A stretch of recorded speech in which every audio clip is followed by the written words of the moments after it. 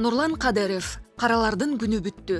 Ташиев УКМКга келгени каралар менен күрөшкү чалды. Учурда мен чорный деп көчө таптагандар жоголуп, коңулга кирип кетишти. Эми дагы ушул багытта ишти кармаса, коомубузда чорный болуу модадан калат. Мамлекет үчүн күйгөн ушунчалык болор. Болбосо мен карамын деп канча адамдын азабын жедиришти. Мамлекеттик бийлик күчтөнүп, эл караларга эмес, мамлекетке, милицияга таянышы керек.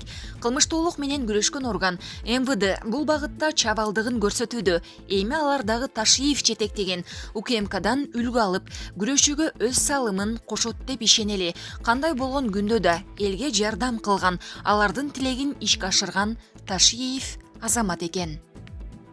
Текебаев өз каалоосу менен фракция лидерлигинен кетти. Бул тууралуу журналист Динар Турдугулова өзүнүн соц тармагына жазып чыкты. Бүгүн 5 январда Атамекен фракциясынын жыйыны болду. Жыйында эки маселе каралды. Биринчи, Атамекен фракциясынын лидерлигин аркалап келген Өмүрбек Текебаев өз ыктыяры менен фракция лидерлигинен баш тартып, ордуна Айсулуу Мамашева лидер болуп шайланды. Экинчи, Атамекен фракциясынын депутаты болуп, бирок партиянын да, фракциясынын да иш-чараларына катышпаган үчүн Гүлнара Клара Самат фракция мүчөлүгүнөн чыгарылды. Бул чечим Атамекен фракциясы менен партиянын байланышын күчөтүү үчүн Атамекен фракциясы жөнүндө жобого киргизилген өзгөртүүлөргө ылайык кабыл алынды деп кошумчалаган. Булак Назар Ньюс Кейжи. Суукка карабай митингге эл көп чогулду. Бүгүн 5 январда президенттикке талапкерлер Канабек Иманалиев, Канат Исаев, Адахан Мадумаровтар президенттик формага каршы митинг өткөрүүдө. Өкмөт үйүнүн алдында 1000ге жакын адамдын катышуусунда президенттик башкарууга каршы митинг өттү. Булак факт Кейжи. Садыр Жапаров мыйзамдуулук үчүн акциянын катышуучуларына жооп берди. Президенттикке талапкер Садыр Жапаров бир канча жолу ар жекшемби сайын мыйзамдуулук үчүн аталышындагы жөө жүрүштүн катышуучуларына жооп берди. Бул тууралуу ал өзүнүн Facebook баракчасына жазып чыкты. Анда Садыр Жапаров митингге чыгып жаткандар өздөрүнүн жоопкерчилигин билбей эле чыгып алышканын айткан. Алар эл алдындагы милдетин унутуп, 30 жылдан бери урдап келгендигин өз алдынча далилдешти. Муну референдумга каршыбыз деген митингтерди уюштуруу тастыктайт. Эгер эмне үчүн референдумга каршысың деген суроону берсең, эч кандай акылга сыярлык жооп ала албайсың. Ар бир адам элдин кызыкчылыгы үчүн референдумдун зарылдыгын түшүнүшү керек. Ал биздин өлкөдө башкаруунун так формасын аныкташы керек. Парламенттик же президенттик бардык элибиздин кызыкчылыктарын биринчи орунга коюу керек. Ал ар дайым ушундай болушу керек. Мындан ары биз эл менен эсептешүүнү үйрөнүшүбүз керек. Эгер кимдир бирөө муну каалабаса, анда биз үйрөтөбүз. Белгилүү болгондой, бул адамдар элдин артыкчылыктарын өз максаттары үчүн эркин колдонууга жана конституцияны өз кызыкчылыктары үчүн гана өзгөртүүгө көнүп калышкан.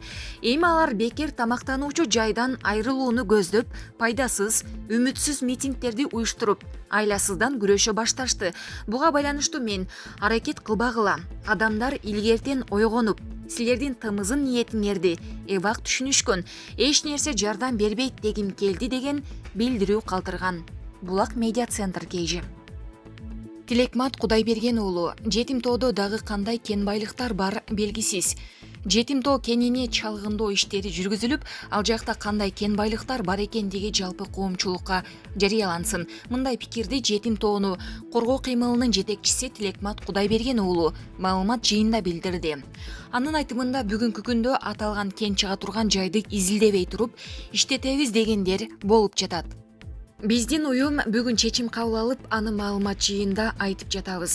Жетим тоо кенине чалгындоо иштери жүргүзүлүшү керек. Ал жакта башка дагы кендер бар. Ошолорду жалпы коомчулукка ачыктасын. Эгер жетим тоо ишке кирсе, абдан радикалдуу иш жүргүзөбүз. Биринчи кезекте ачкачылык жарыялайбыз. Ал жерде кызыл китепке кирген жаныбарлар, өсүмдүктөр мөңгү да бар.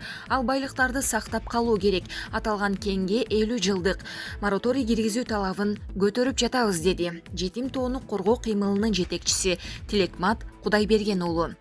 Буга чейин жетим тоо кени темирдин запасынын көлөмү боюнча дүйнөдө экинчи орунда турары. Анда жалпысынан 3 миллиард 344 тонна темирдин запасы бар экендиги кабарланган. Булак Назар Ньюс Кейжи. Айданбек Акматов фальсификация коркунучу. Кыска убакытта кыргыз калкы Садыр Жапаровдун кимдигин жакшы эле билип алды. Бирок дагы азыраак убакыт болгондо толук билип алат эле. Ага эми мүмкүнчүлүк жок. Шайлоо жакындап келатат. Мына ошол 10-январда президенттик шайлоодо бери дегенде экинчи тур болуп, ага Адахан Мадумаров менен Садыр Жапаровдун чыгуусу көбүрөөк реалдуу экени байкалып турат. Көптөгөн сурамжылоолор, калк ичинде сөздөр, эки негизги талапкердин жолугушууларына келген шайлоочулар саны да муну ырастап турат. Маселен, Like.kg деген сайт бар. Көптөн бери сурамжылоо жүргүзүп келатат. 2-январга карай ал жерде Мадумаровка добуш бергендер саны 72717 болсо, Жапаровка бергендер 72656 болгон. Мына ушундай айыгышкан жарыш үгүт өнөктүгү башталгандан бери келатат. Бул арада Жапаровдун жалданма фейктери, Жапаровду колдоп, анын атаңдаштарын жамандагандардын 70-80% фейк экени анык. Аны ар бир Facebook колдонуучу жеңил эле аныктап алса болот. Ал үчүн ошол фейктердин баракчасына кирип көрсөң эле дайын болот. Же сүрөтү жок, же башка баяны жок, же достору жок. Жакында ачылган баракчалар, фейктер баракчалары шайлоодо. Жапаров 80% алат дегендей үгүт жүргүзүп, ага көпчүлүктүн кулагын көндүрүүнү көздөп жатат. Бул алдын ала фальсификация жыйынтыктарына да көндүрүү болушу мүмкүн. Шайлоонун жыйынтыгы эки жол менен аныкталат. Биринчи автоматтык түрдө эсептөөчү үкөктөр аркылуу, экинчи кол санак.